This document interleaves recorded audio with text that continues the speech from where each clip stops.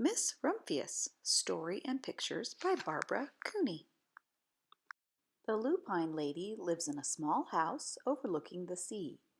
In between the rocks and her house grow blue and purple and rose-colored flowers. The Lupine Lady is little and old, but she has not always been this way. I know. She is my great aunt, and she told me so. Once upon a time she was a little girl named Alice who lived in a city by the sea. From the front stoop she could see the wharves and the bristling masts of tall ships. Many years ago her grandfather had come to America on a large sailing ship.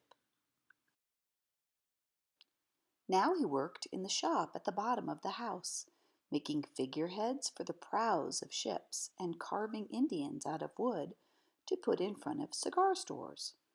For Alice's grandfather was an artist. He painted pictures, too, of sailing ships and places across the sea. When he was very busy, Alice helped him put in the skies. In the evening, Alice sat on her grandfather's knee and listened to his stories of faraway places.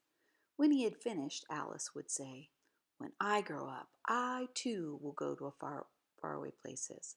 And when I grow old, I will live beside the sea." "That is all very well, little Alice," said her grandfather, "but there is a third thing you must do."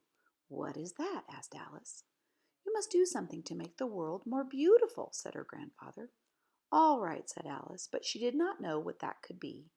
In the meantime, Alice got up, washed her face, and ate porridge for breakfast. She went to school and came home and did her homework, and pretty soon she was all grown up. Then my great Aunt Alice set out to do the 3 things she had told her grandfather she was going to do. She left home and went to live in another city far from the sea and the salt air. There she worked in a library, dusting the books and keeping them from getting mixed up, and helping people find the ones they wanted. Some of the books told her about faraway places. People called her Miss Rumphius now. Sometimes she went to the conservatory in the middle of the park.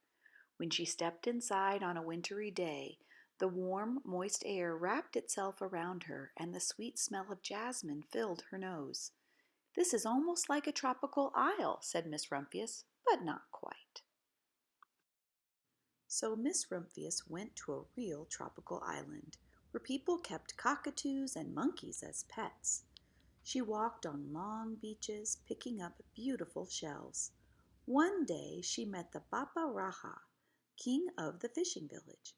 "You must be tired," he said. "Come into my house and rest." So Miss Rumphius went in and met the Bapa Raha's wife. The Bapa Raha himself fetched a green coconut and cut a slice off the top so that Miss Rumphius could drink the coconut water inside. Before she left, the Baba Raha gave her a beautiful mother-of-pearl shell on which he had painted a bird of paradise and the words, "You will always remain in my heart." "You will always remain in mine too," said Miss Rumphius.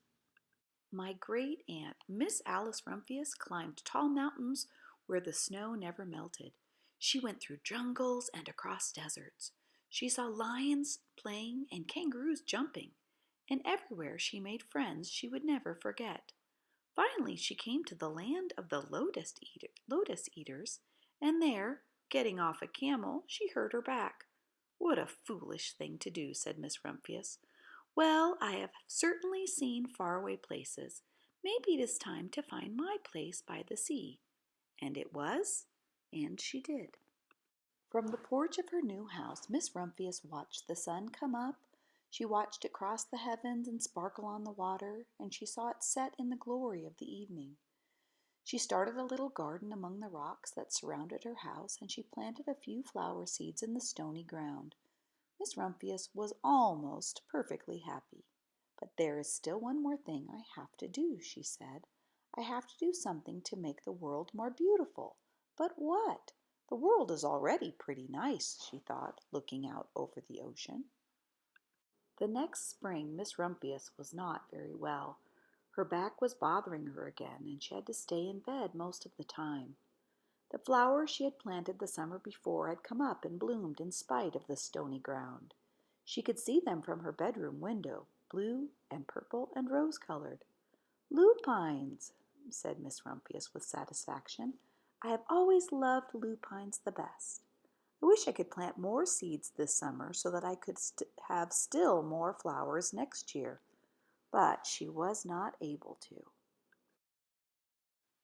After a hard winter, spring came. Miss Rumphius was feeling much better. Now she could take walks again. One afternoon she started to go up and over the hill where she had not been in a long time. "I don't believe my eyes," she cried when she got to the top, for there on the other side of the hill was a large patch of blue and purple and rose-colored lupines. "It was the wind," she said as she knelt in delight. "It was the wind that brought the seeds from my garden here, and the birds must have helped." Then Miss Rumphius had a wonderful idea.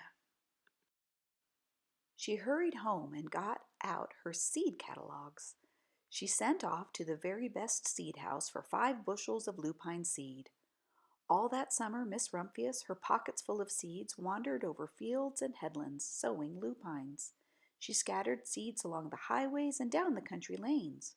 She flung handfuls of them around the schoolhouse and back of the church. She tossed them into hollows and along stone walls. Her back didn't hurt her any more at all. Now some people called her that crazy old lady. The next spring there were lupines everywhere.